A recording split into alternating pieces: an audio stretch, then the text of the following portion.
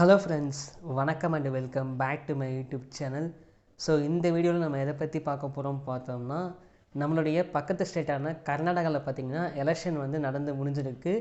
And result பார்த்திங்கன்னா நம்ம எல்லாருமே எக்ஸ்பெக்ட் பண்ணபடி காங்கிரஸ் வின் பண்ணியிருக்காங்க.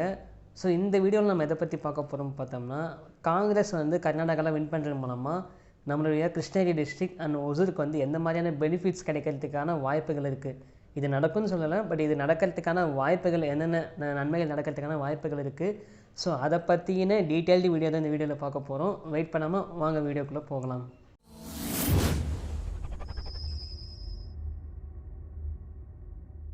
நம்மளுடைய பக்கத்து ஸ்டேட்டான கர்நாடகாவில் எலெக்ஷன் நடக்கிறதுக்காகவே ஒசூரில் ட்ராப் செய்யப்பட்ட ஒரு முக்கியமான ப்ராஜெக்ட் பார்த்திங்கன்னா ஒசூர் ஏர்போர்ட்.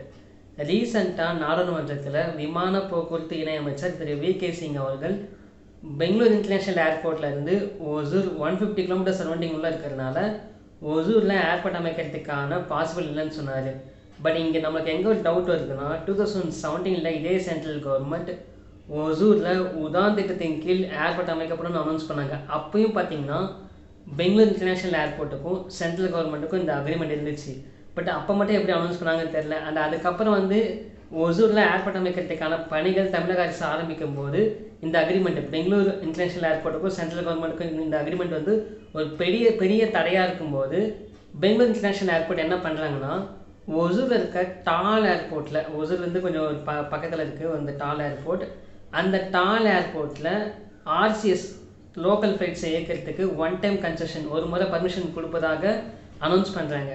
2022 ஒசூரில் இருக்க டால் ஏர்போர்ட்டில் ஆர்சிஎஸ் ஃப்ளைட்டை இயக்கிறதுக்கு Bengaluru international airport one time concession கொடுக்குறாங்க.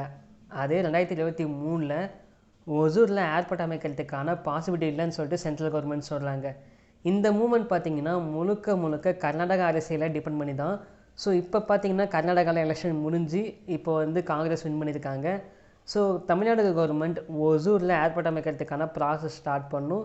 ஆல்ரெடி காங்கிரஸும் டிஎம்கே ஒரு தோழமைகள் கட்சி இருந்ததுனால ஒசூரில் ஏர்போர்ட் அமைக்கிறதுக்கான ப்ராசஸ் இனிமேல் எடுத்தாங்கன்னா அதுக்கு கண்டிப்பாக காங்கிரஸ் சப்போர்ட் பண்ணும்.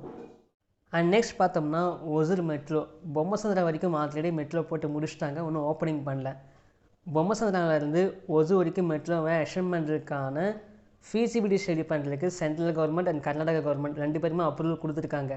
பட் லாஸ்ட் ஒரு 6 month தான் இதுக்கான எந்த அப்டேட்டும் நமக்கு கிடைக்கல. ஃபீசிபிலிட்டி ஸ்டடிஸ் போயிருக்கான், அங்கே சாத்தியக்கூறுகள் ஆய்வு பண்ணிகிட்ருக்காங்களா, இந்த மாதிரி எந்த மாதிரியான அப்டேட்டும் நமக்கு கிடைக்கல. இதுக்கும் முழுக்க முழுக்க காரணம் கர்நாடகா எலெக்ஷன் தான். ஸோ ஒசூரில் மெட்ரோ அமைக்கப்படும்ன்ற நியூஸ் வந்தால் அது கர்நாடகா மக்களுக்கு ஒரு பெரிய டிசப்பாயின்மெண்ட்டாக இருக்குன்னு சொல்லிட்டு அந்த நியூஸை ஹோல்ட் பண்ணி வச்சுருக்காங்க.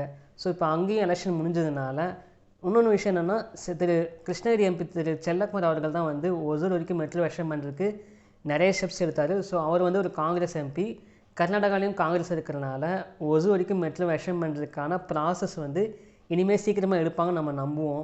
அண்ட் நெக்ஸ்ட் பார்த்தோம்னா Hosur to Jolarpettai new railway line.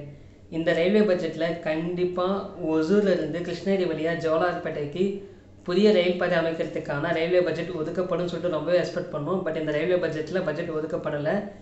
Maybe Karnataka election கூட ஒன் ஆஃப் த ரீசனாக இருக்கலாம், பட் கன்ஃபார்மாக சொல்ல முடியாது.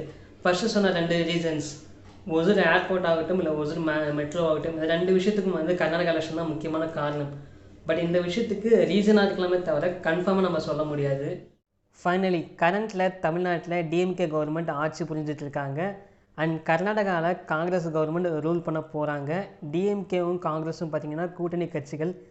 தமிழ்நாடு கவர்மெண்ட் இனிமேல் ஒசூரில் ஏர்போர்ட் அமைக்கிறதுக்கான ப்ராசஸ் இனிமேல் ஸ்டார்ட் பண்ணணும். அண்ட் அதே மாதிரி பொம்மசந்திரா டு ஒசூர் வரைக்கும் மெட்ரோ எக்ஸ்டெண்ட் பண்ணுறதுக்கான ஃபீசிபிலிட்டி ஸ்டடீஸ்லாம் கம்ப்ளீட் பண்ணி அதற்கான ஒர்க்கும் ஸ்டார்ட் பண்ணால் கண்டிப்பாக ஒசூரோட க்ரோத்துக்கும் தமிழ்நாடோட க்ரோத்துக்கும் ஒரு பெரிய ஹெல்ப்ஃபுல்லாக இருக்கும். ஸோ இதை பற்றின உங்களோட ஒப்பீனியன் என்னன்னு சொல்லிட்டு எனக்கு மறக்காமல் கீழே கமெண்ட் பண்ணுங்கள். தேங்க்ஸ் ஃபார் வாட்சிங்.